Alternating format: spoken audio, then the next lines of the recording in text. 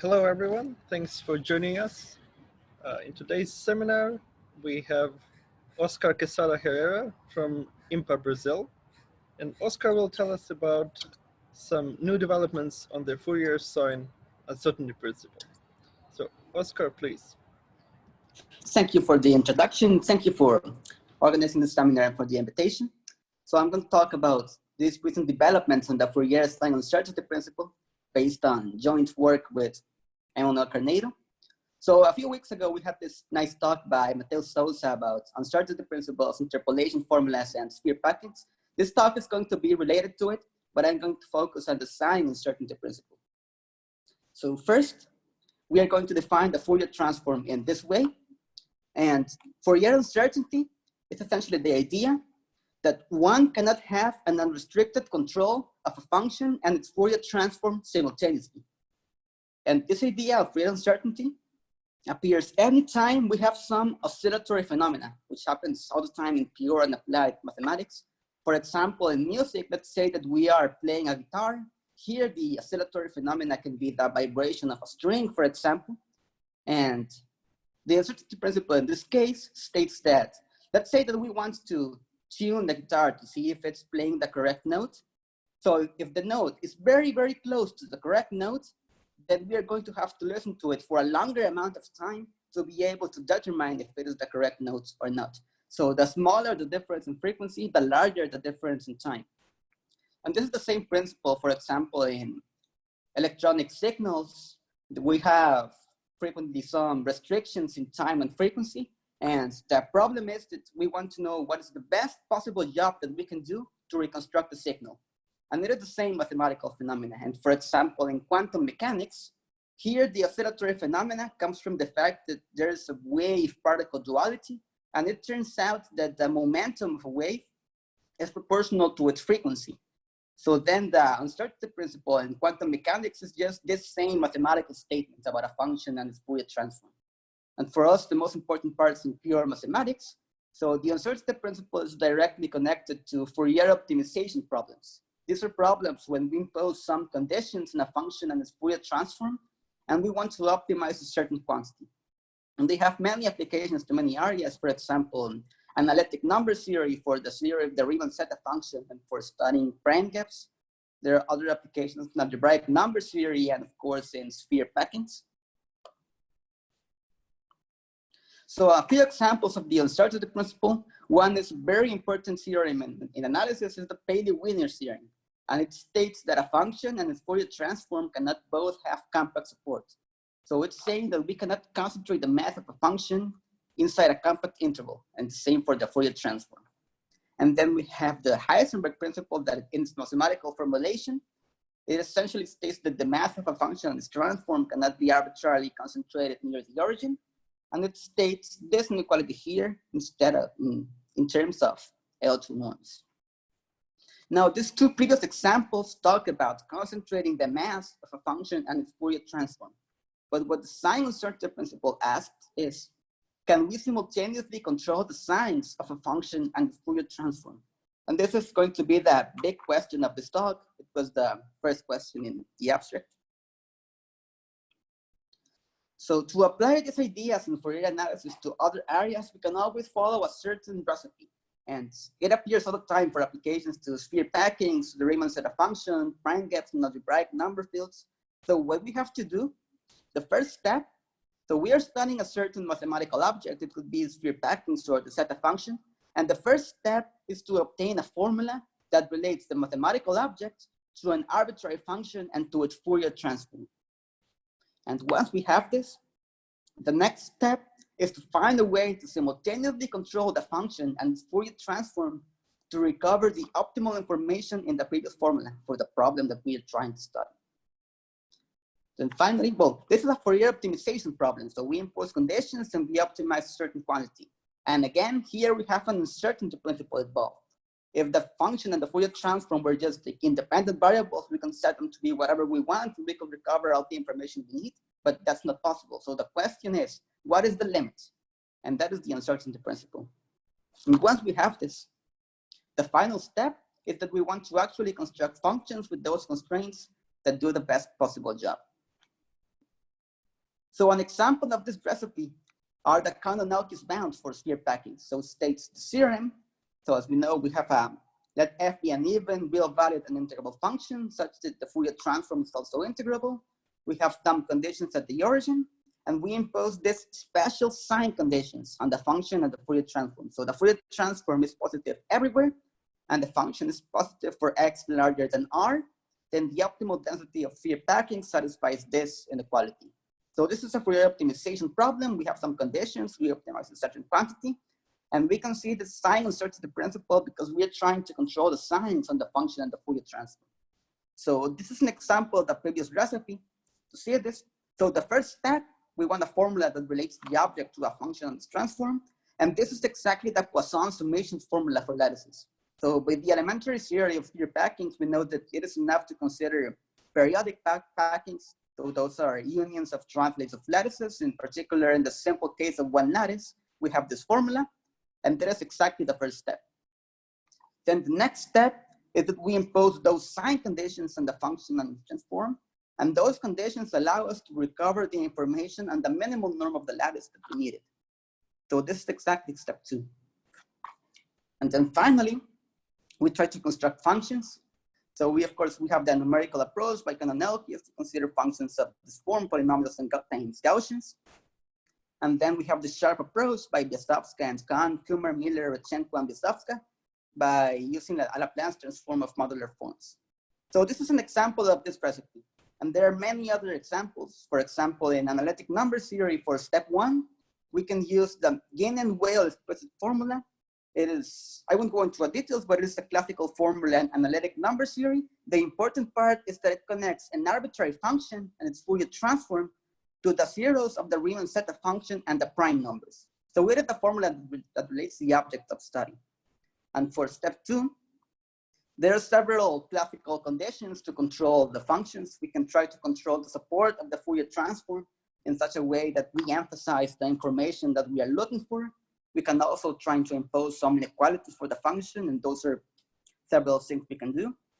Also in algebraic number theory, we have, for example, the so-called Tate zeta function, and it is related to the Dedekind zeta function of a number fields, an arbitrary function that's Fourier transform. So it is again the first step, for example.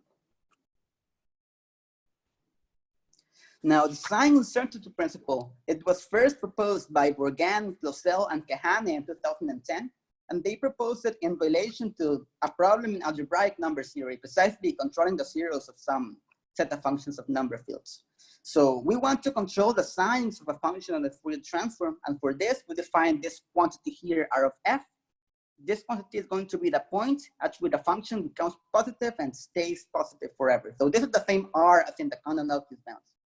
So for example, for this function here, the R of f is going to be like 2.2, something like this.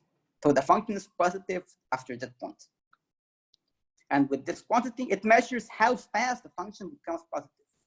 So the question of the sign uncertainty principle, if a function under Fourier transform are negative at the origin, can they both become positive arbitrarily fast? So that is the question. More formally, we can consider this family here.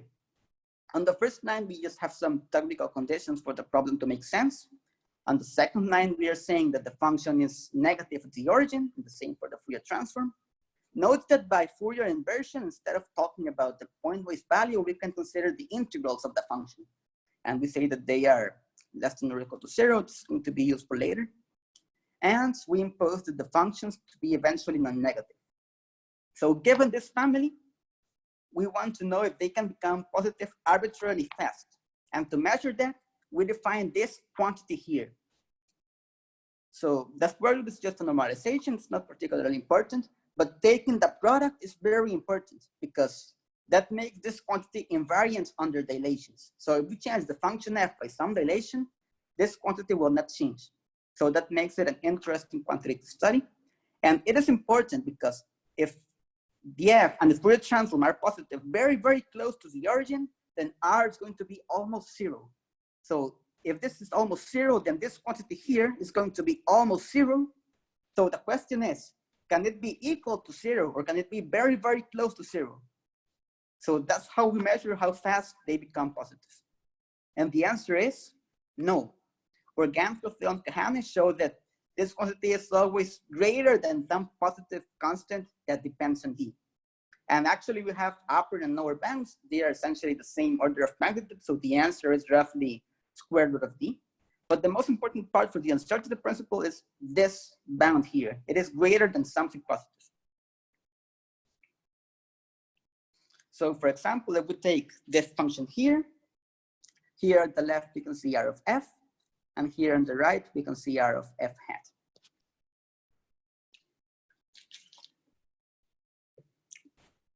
So before continuing, I want to make a quick reminder about the eigenvalues of the Fourier transform. So the Fourier transform is a linear unitary operator in L2 and symmetry. So that means that we can ask, what are the eigenvalues of this operator? So if we iterate the Fourier transform 4 times, we get the identity. We go back to the original function by Fourier inversion. So that implies that the only possible eigenvalues are the 4 roots of unity, 1 minus 1, I and minus I. And those are exactly all the eigenvalues. And the eigenvectors span L2.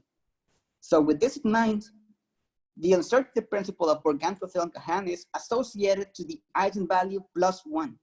And to see this, we can consider this subfamily. So we did the same family as before, but now we have this extra condition in blue. We are imposing the function to be equal to its Fourier transform. So we are asking it to be an eigenfunction with eigenvalue plus 1. And for this subfamily, we can define the same quantity and we can ask the same question. And it turns out that the answer is exactly the same. So the problem is equivalent if we just restrict ourselves to this subfamily. So this is why the problem is associated to the eigenvalue plus 1. This problem was studied later by Gonçalves, Oliveira, Silva, and Steinerberger in 2017. They improved some quantitative estimates. They proved the existence of radial extremizers, and they studied some of their qualitative properties. Now later, we have this very important paper by Kahn and Gonçalves, 2019. It was one of the papers that we studied in the summer school. So they study a dual sign uncertainty principle. We take some sign that it could be 1 or minus 1, and we consider a similar family, but now we have this sign S at several places. So we are generalizing the sign pattern. Now F and F hats could have the opposite signs.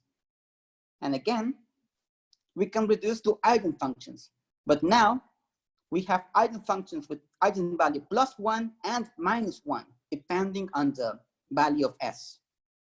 And one of the reasons this is interesting is because now we have an even more direct relationship with the linear programming bounds of Kononelkis. We have this inequality here. So here on the left, A sub LP by definition is just the optimal bound in the Kononelkis problem. And we have this inequality, and it is conjectured that it is actually an equality. And Kahn and Gonçalves show that for both plus 1 and minus 1, we have these bounds. They are essentially the same bounds as in the previous problem of magnitude square root of D, essentially.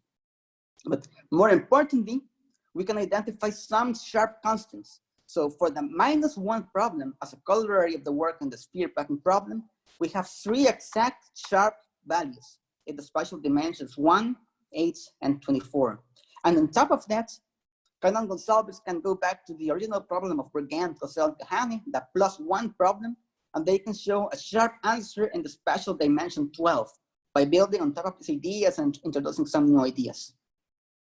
So note that here we have like the same answer in dimension 12 for plus 1 and dimension 8 for minus 1. So there seems to be a shift by 4. And some numerical evidence by Kahn and Gonçalves suggests that this is actually approximately true for all dimensions, but this is still an open problem. Later, we have this paper by Gonçalves, Oliveira, Silva, and Ramos from 2020, when they extend this uncertainty principles to a more general operator framework. It has several applications, for example, to Fourier series, spherical harmonics, and others. I think Felipe is going to talk about this in a future talk. So now I want to go back to some classical uncertainty principles like Heisenberg associated to a certain weight. So they state that the math of a function and its transform cannot be concentrated near the zero set of a certain function q, or more precisely, this inequality here. It is not necessarily true for all functions q, but there are several results in the literature that prove this in special cases. For example, Shubin, Bakilian, and Wolf showed that this is true when q is a non-degenerate quadratic form in d variables. Later, Dimanche extended their techniques to show this when q is equal to this function here. These two results essentially use some time frequency analysis. Also, we have some results for singular weights. For example, Pitt's inequality. We have some parameter alpha between 0 and n, and we have this inequality. And note that here on the left-hand side, we have this power x to the minus alpha.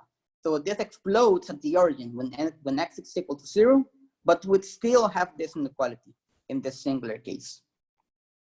And there are many other Fourier weighted norm inequalities, for example, by Beckner, Benedetto, and other mathematicians.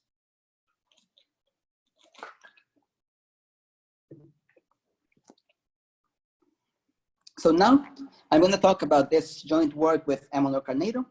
The first part of our paper, we call it the classical path. So first I want to tell you about a certainty principle. So there are some situations in which we can control the signs of a function and its Fourier transform in a certain way. So before, we asked about functions that are eventually positive, but what I want to ask is about a new control. Can f and f hat be positive in a given geometrical region and negative in the complements? And if the answer is yes, how quickly can this happen? So this is the question that we want to explore. And equivalently, we can suppose that the function and the Fourier transform have the same sign as a given arbitrary function p. This is the same thing. Essentially, we can just take p to be equal to +1 in a certain set and then -1 on the complement. For example, take p to be this function here, x squared minus a y squared in dimension 2 for some positive parameter a. And the question is, can f and f hat simultaneously have the same sign as p? So note that this function p, this is the plot. This function is positive here on the shaded region, and it is negative in the white region. So can you construct a function f such that the function and the Fourier transform are positive in the shaded area and negative in the white area?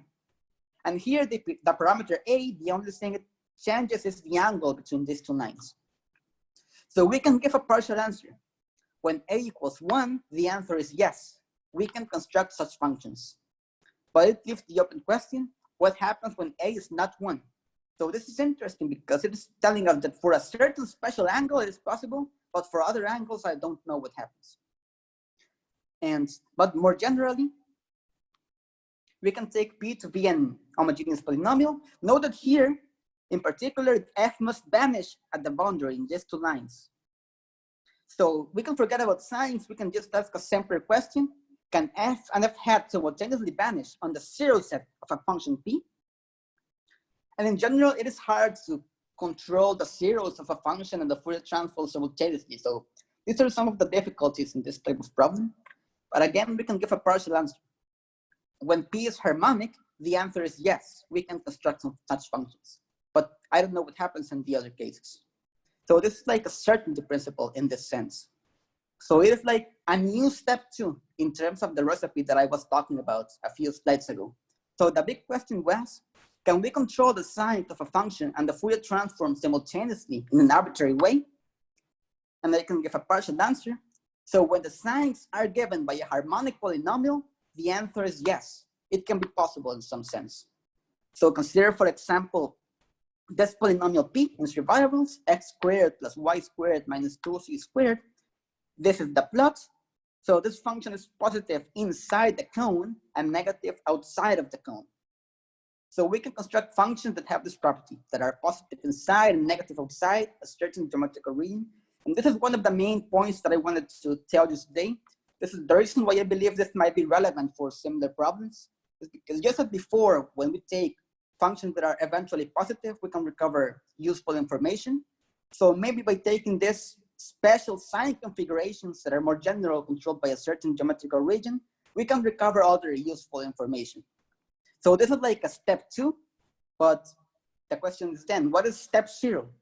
So what is the actual problem that we are trying to solve? So I don't have a specific application in mind, but if anyone has any ideas, I will be very interested in discussing them. So now I'm going to actually state the results.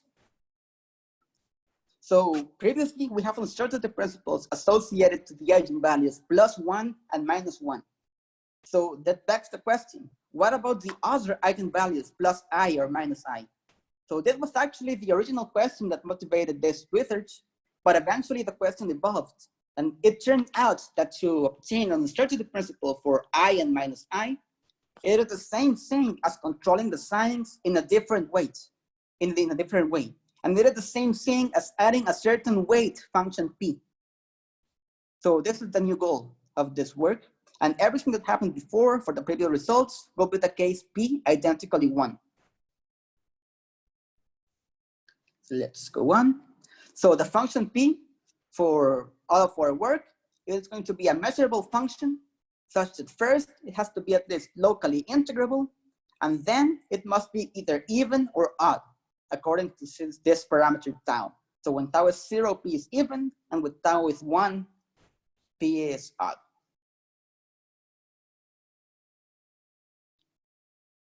So with this 9, this is our generalized setup. We consider this family here. We consider a sign, either +1 or -1. On the first line, we again have some technical conditions, and we are asking the function f to be either even or odd in the same way as P. So when P is even, F is even. When P is odd, F is odd. And then we have this weighted integral conditions.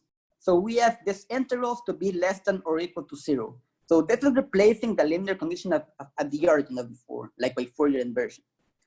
And so this function P has 2 roles. First, it is a weight for this condition here, and then it controls the sign for the function of the Fourier transform. So saying that PF is positive is the same thing as saying that P and F have the same sign eventually. So this is what we mean when we say that a function, the sign function resonates with the function P. And given that, we define this quantity here, and it measures how fast this resonation can happen as before. And we can ask the same questions. So can it happen arbitrarily fast? Can this be equal to 0? Then, assuming some technical but very general conditions that I don't want to go into those details, we may reduce to eigenfunctions for all possible eigenvalues, 1, -1, I, and minus I. We are not going to need these conditions for most of the talk, but I'm going to call them P3. So this leads us to the generalized eigenfunction problem. So we have the same family, but now we consider this extra condition here. The function must be an eigenfunction, and we can see all 4 eigenvalues here. So when P is even, we have 1 or -1, and when P is odd, we have I and minus I. And assuming those extra conditions, we can reduce to this family, and the problem is equivalent. So for some examples, we can consider, for example, that the function P equals to x1, the first variable. And we can show, for instance, that for this function P, for eigenvalue +1 and in dimension 22, we have the sharp answer exactly equal to 2. So this is a sharp result, and this is not a coincidence. It is of course related to the previous sharp results that come from the sphere packing problem. And we can also consider this crazy polynomial here in the 4 variables. And for this crazy polynomial, we can also show that the sharp answer in dimension 4 is exactly the square root of 2. And again, this is related to the previously known results. So the first part of our paper, we call it the classical path. And we try to essentially push the existing conditions to their limits when we apply them to this generalized framework. And we have basically 3 results. First, we prove the existence of non-empty classes, because even the problem of determining if these classes are empty or not, it might be subtle in general. So this is the certainty principle that I was talking about. We want to know if we can control the signs in a certain way such that the classes are non-empty. So in our first result, we give some very generic sufficient conditions that show the classes to be non-empty. Then in our second result, we define a notion that we call admissibility conditions. So those are some conditions that will be important to establish the sign uncertainty principle. And we gave in our second result very generic sufficient conditions that show that a function is admissible. And this definition is interesting because it is related to those classical Heisenberg type inequalities that I mentioned associated to a certain weight function Q. So if a function P satisfies a certain version of the Heisenberg principle, then it also satisfies the sign uncertainty principle. So then our third result, we combine all the previous pieces together. So we claim that when we have non-empty classes in an admissible function, the sign uncertainty principle follows. So this is essentially the content of the first part of our paper. This is our first result. We have non-empty classes. So we consider a function P such that we have very weak integrability conditions, but that's not particularly important. The important part is that P has this very special form here. P is equal to H times Q, where H is an homogeneous harmonic polynomial and Q is eventually non-negative. What this means is that the function P has the same sign eventually as the harmonic polynomial. So the signs are determined by this H. And Q is just any arbitrary positive weight. So under these conditions, the class is non-empty. Additionally, in some cases, if we also assume that P is homogeneous of a certain degree, then we can actually give very explicit upper bounds by working with these constructions. But the most important part is that under these conditions, we can show that the class is non-empty. And these bounds are more or less product of these, so they generalize the previously known bounds. So the main ingredient for this result is, well, harmonic polynomials are special.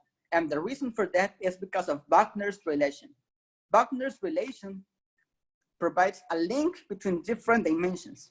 And it also allows us to control the form of a function and its Fourier transform simultaneously. So that's the crucial part. So f and f hat are both going to have this form here. They will simultaneously be of the form a harmonic polynomial h times a radial function. And this is possible thanks to Wagner's relation. From a point of view of harmonic analysis, this lies in the theory of graphical harmonics. So we decompose the space L2 into invariants of spaces. And the reason why this is important for uncertainty is because if we have an invariant space, that means that we take a function, we apply the Fourier transform, and we are still in the same space. So we are controlling a function and transform simultaneously. So this is like a certainty principle for this point of view, and this is why this is useful. So the statements are the following. Let H, big H, be an homogeneous harmonic polynomial of degree L in the variables, and let small h be a function in one variable that satisfies a certain integrability condition. That's not very important. But since there is a function of one variable, then we can consider it as a radial function in any dimension. So small h sub d is going to be this radial function in dimension d. And then with this notation, the Fourier transform in dimension d of big H times small h is going to have the same form. It is going to be big H times a radial function. So they both have the same form. We have a certain eigenvalue. And additionally, we are giving a relationship between the Fourier transform in dimension d and the Fourier transform in dimension d plus 2L. So that is also going to be important in the future.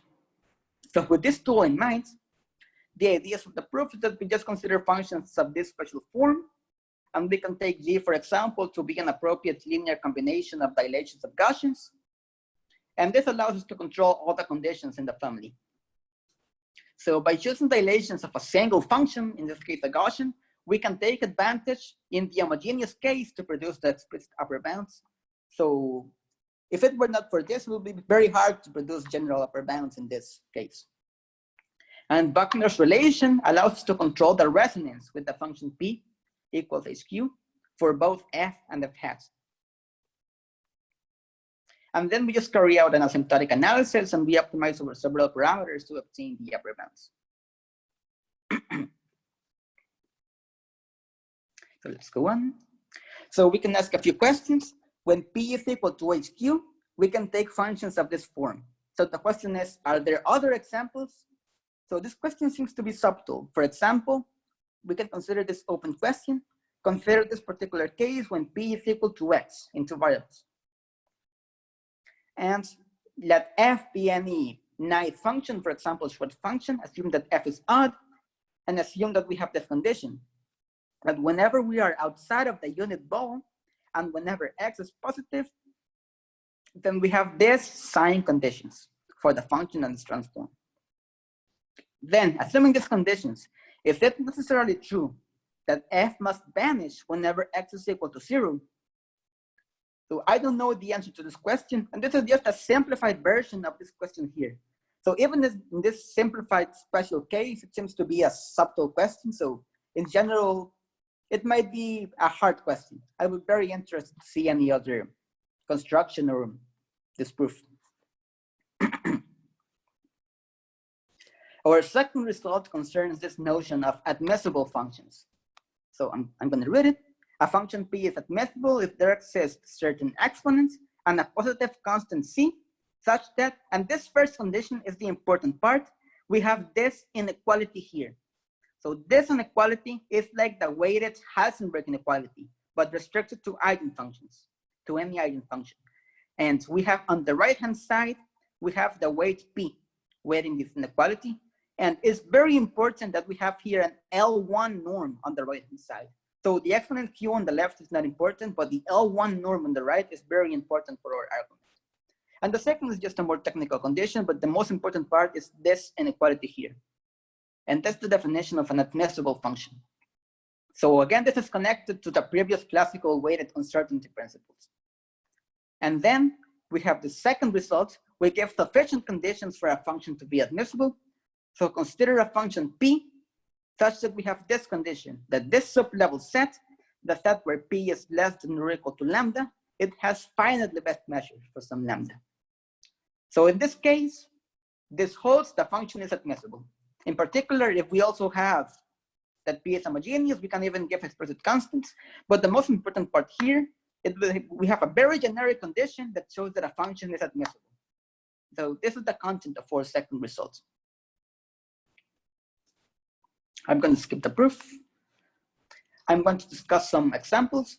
So as I said, this is related, the notion of admissibility is related to this Heisenberg inequalities with L1 norms on the right-hand side. An example of this is this inequality here. If we just use interpolations and Hausdorff-Young, we obtain this. And similarly, we can obtain an L1 version of the Heisenberg inequality. This inequality here with L1 norms on the right. And this inequality shows that the function p equals to x1 is admissible. And that is interesting because this set has infinitely best measure, but it is still admissible due to this inequality. So this shows that the previous condition, it is not necessary, but it is at least sufficient. And there are other examples like this example shows. Note that here we take q equals to 2 in the left-hand side, but for other cases, it might be simpler to obtain other values of q like 1 or infinity. And then finally, our third result is the sign uncertainty principle. We put together all the previous pieces. So if we assume that the class is non-empty and that p is admissible, then the sign uncertainty holds. The quantity here cannot be arbitrarily small. It must be greater than some constant c. So the proof of this is actually very similar to the original proof of Bourgain, Quesada, and Kahane once we have all the previous ingredients. So the hard part is establishing that the classes are non-empty and that a function is admissible in order to prove this result. And again, in the homogeneous case, we can give explicit constants, and we can also give some very general conditions that show the existence of extremizers. So you see an example. Again, let's consider the cone, but let's multiply it by this positive factor here on the right. So since it is positive, it doesn't affect the signs or the 0. If we plot this function here, we still obtain a cone. This function is still positive inside the cone and negative outside it. So it turns out that with this weight, if we define the function in this way, all the previous conditions hold. It is admissible, the class is non-empty because it is a harmonic polynomial times something positive. So we obtain the sign uncertainty principle for a non-empty family of functions that are eventually positive inside the cone and eventually negative outside. So we have this generalized control on the signs that I was talking about. So we have not only the certainty principle that we can construct some functions, but also the uncertainty principle that the control cannot happen arbitrarily fast. So this is an example. We can also consider the power weights, the absolute value of x to the gamma, where gamma is positive. So again, all the previous hypotheses hold. So applying all the three theorems. In the homogeneous case, to get explicit constants, we can get these inequalities. So we have essentially the same bounds on the left and on the right, but this still leaves an open problem because they are not expected the same. So the question is, can we get the same upper and lower bounds? And this is still an open question. We can also take, for example, a logarithmic weight. This is an interesting example that is not homogeneous. It arises naturally, for example, as the derivative of a power weight, and it could be useful to obtain some other information.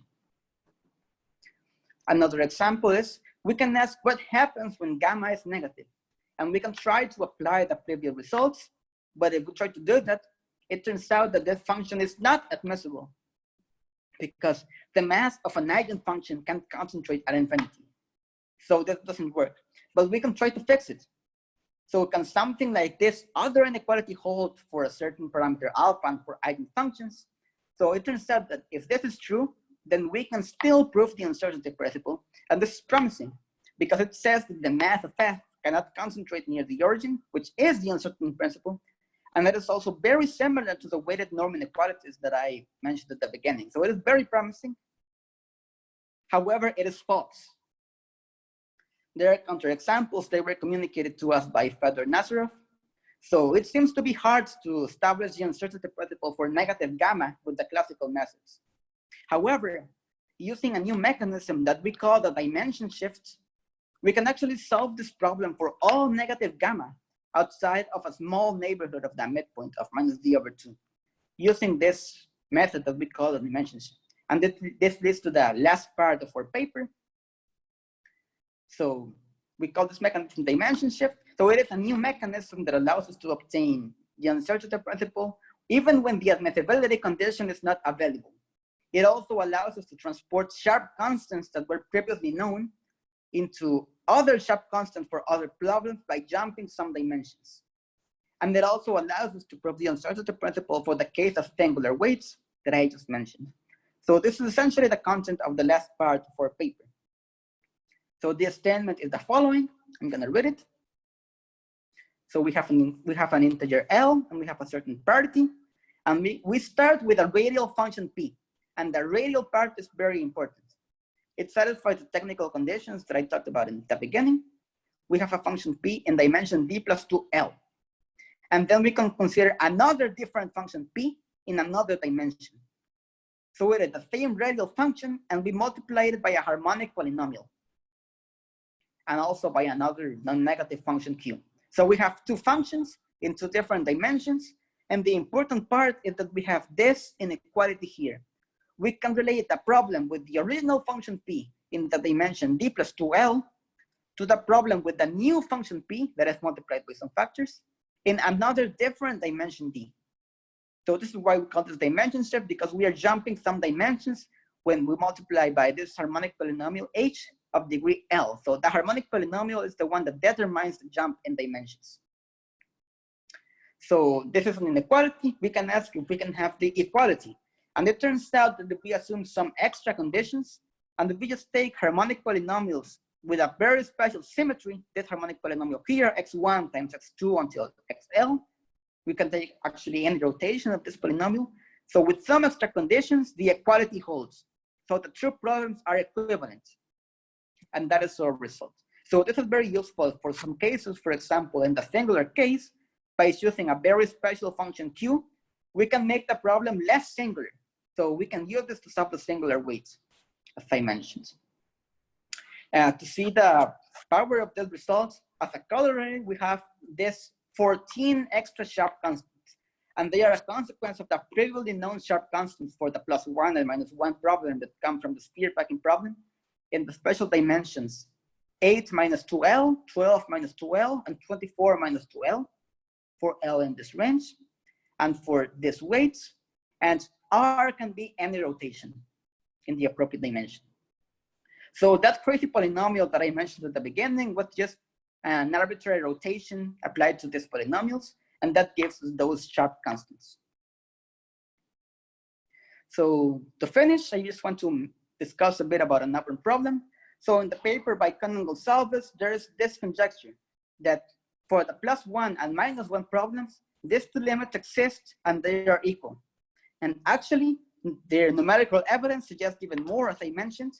It seems that approximately there is a shift by 4 when we pass from the -1 problem to the +1 problem. This is still completely open, but note that we have this theorem. This is a particular case of the dimension shift that I showed you. If we take this function, x1 times x2, then we have this equality for the -1 principle in dimension d and the +1 principle in dimension d plus 4. So this is very suggestive. It is very similar, but it is not the same because we need to pay a price to jump in the different dimensions. The price that we need to pay is that we need to introduce this unwanted weight, p equals to x1 times x2. So the question is, can we remove that weight? And that is still completely open. The extra ingredient that we need is the following. Can we relate the problems in the same dimension and the same value, but with two different weights? So that is the question. If we could do that, then maybe we could explain the results. But right now, it has not been possible. So that's it. Thank you.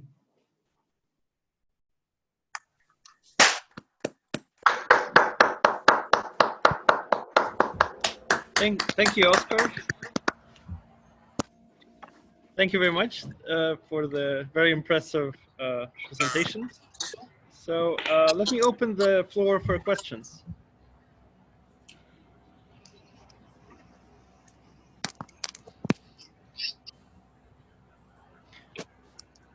So, well, I know I have a lot of questions. Let's see. So where should we start? So just to check if I understand correctly. So it seems that in some cases, well, if I understood correctly, what you said, you only have the upper bound, like the Bourgain-Clauzel-Cahan result, only for the homogeneous polynomial. Is that correct? Yeah, the general bounds, we can give general bounds for homogeneous polynomials. If we have any specific function and a specific dimension, we could also give an upper bound, but we cannot give a very general result that holds for all non-homogeneous polynomials. I see. So, but in principle, there is nothing preventing you from getting some sort of upper bound. For yes, any... there's not a function. It's just hard to do it for all functions in a general way, but if we have a function, we can do it.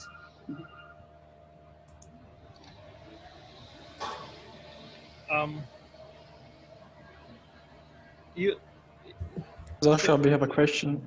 Oh yeah. Oh yes. Sorry. We have a question. Where do you see that? Do we have a question in chat? Well, at participants, somebody is raising a hand, so you can. Go ahead. Go ahead. Just say the question aloud. Okay. I can see you. That's it. Sorry. Okay. Sorry. So hi, thank you. Thank you for the talk. So I wanted to ask about.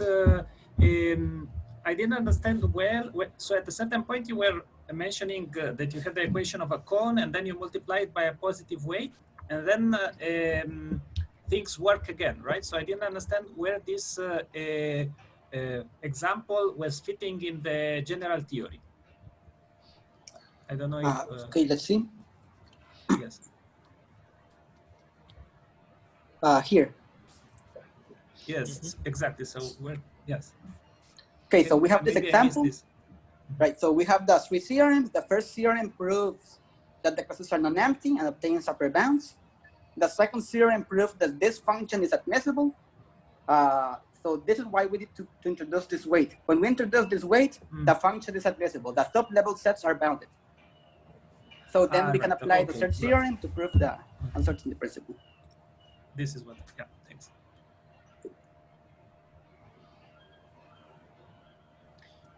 Yeah, speaking of weights, so you mentioned something about negative gammas, right? Yes. So do you generally handle them by picking a suitable Q? Is that generally?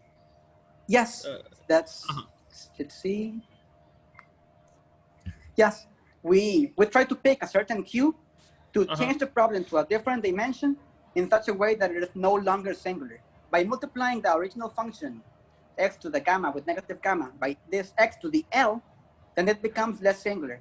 So it's, if L is large enough, it is no longer singular and we can apply the previous theory. Right. So then the follow-up question, there was some issue around minus d/2. Is that? Yes. It's curious. What happens is that here we are jumping from one dimension to another. So the dimension must necessarily be a positive integer. So there's a limit to how far we can go. So the dimension cannot be less than 1, for example. So if we carry out the computations, our argument breaks down close to minus d/2. I think that's just a problem with our arguments. The uncertainty principle should be true by numerical simulations, but we can't prove it in this case. I see. So that's not the problem, yeah.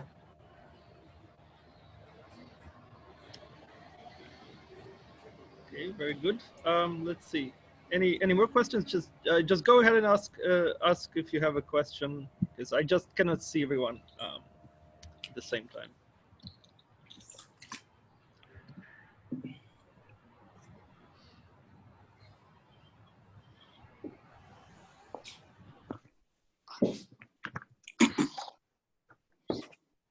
Okay, so maybe let me disable the recording at this point to invite maybe the more modest participants to ask questions.